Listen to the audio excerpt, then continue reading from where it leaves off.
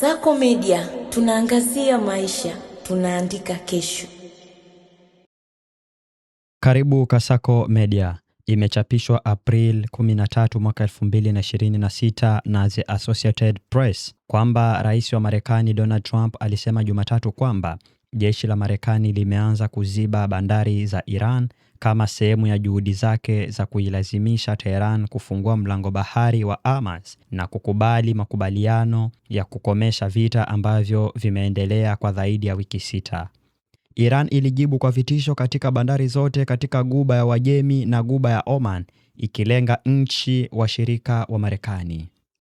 Angalau meli mbili za mafuta zilizokuwa zikikaribia mlango bahari Jumatatu ziligeuka kwa muda mfupi baada ya kuzingirwa na Marekani, kulingana na Marine Traffic, mfuatiliaji wa meli hiyo katika chapisho kwenye X.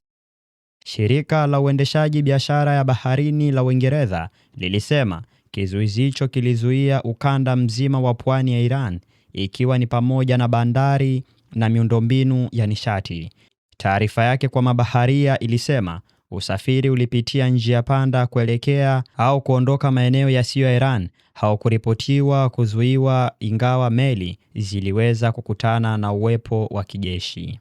Vizuizi vya Marekani na tishio la kulipiza kisasi la Iran vilianzisha mzozo wa ajabu ambao ulileta athari kubwa kwa uchumi wa dunia na kuzua hofu kwamba kusitisha mapigano kunaweza kuporomoka na mapigano yanaweza kuanza tena. Mazungumzo yaliolenga kukomesha kabisa mzozo huo ambao ulianza Februari 28 na mashambulizi ya Marekani na Israeli dhidi ya Iran hayakufikia makubaliano wikendi iliyopita.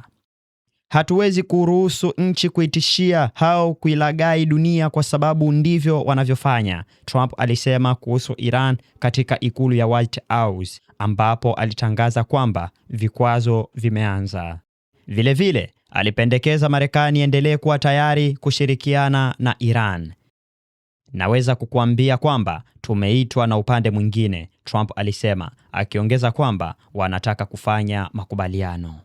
Majadiliano kati ya Marekani na Iran kuhusu duru ya pili ya mazungumzo ya ana kwa ana yanaendelea, maafisa wawili wa Marekani na mtu anayefahamu maendeleo hayo walisema Jumatatu. Mwanadiplomasia kutoka moja ya nchi zinazopatanisha alisema Tehran na Washington zimekubaliana kufanya mazungumzo zaidi. Wote wanne walizungumza kwa sharti la kutotajwa majina yao kujadili mazungumzo nyeti ya kidiplomasia. Kufungwa kwa ufanisi kwa Iran kwa mlango bahari, ambapo 1/5 ya mafuta duniani hupitia wakati wa amani, kumesababisha bei ya mafuta kupanda juu na kusukuma gharama ya petroli, chakula na bidhaa zingine za msingi mbali zaidi ya Mashariki ya Kati. Kabla ya vikwazo vya Marekani, Tehran ilikuwa imeruhusu baadhi ya meli zinazoonekana kuwa rafiki kupita, huku ikitoza ada kubwa na kusababisha shutuma kwamba inashikilia uchumi wa dunia kama mateka. Baadhi ya wachambuzi wanashaka kwamba Marekani inaweza kurejesha usafiri wa kawaida wa meli kupitia nguvu pekee, na haijulikani wazi jinsi kizuizi hicho kitakavyofanya kazi au athari gani kwa vikosi vya Marekani. Swali kuu ni nani anayeweza kuvumilia maumivu zaidi? Je, kizuizi hicho kinaweza kufanya hali ya kiuchumi ya Iran isiwezekane na kuilazimisha kukubali? Au kitaongeza bei ya mafuta duniani na mengineo kiasi kwamba Trump atalazimika kurudi nyuma? Basi kwa kupata habari zaidi, jiunge na Kasako Media. Kasako Media, tunaangazia maisha, tunaandika kesho.